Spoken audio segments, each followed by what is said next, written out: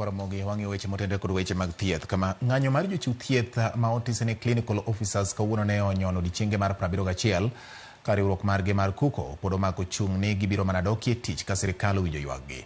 KUCO ne opedho ywak margi e nyim komiti mar od bura marango weche mag thieth, kama gilero ni pod nitiere weche mathoth ma piny owacho pok odagi keto e tim, ka ranyisi en ndiko lakteche maraga kata interns e yo ma ongirore.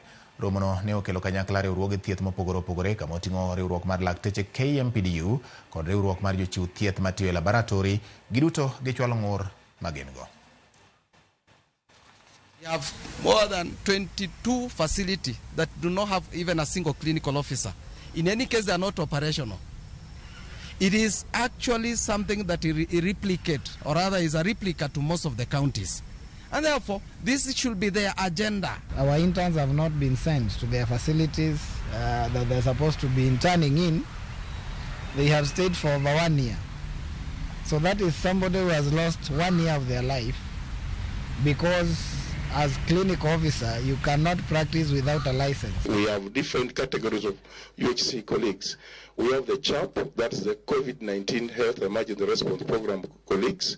And then we had also the UHC interns who were also given the personal numbers.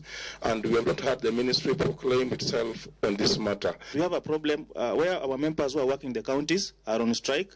We've not had any opportunity to have a sitting with the chair of governors or any of their representatives, and we have only signed so far 6 recognition agreement, and 41 have not been signed. Do we allow each union to go ahead, do a written submission on the status report as per their view and their independent opinion on this matter, so that we can get all these copies, then we'll prosecute them, then from there we can agree.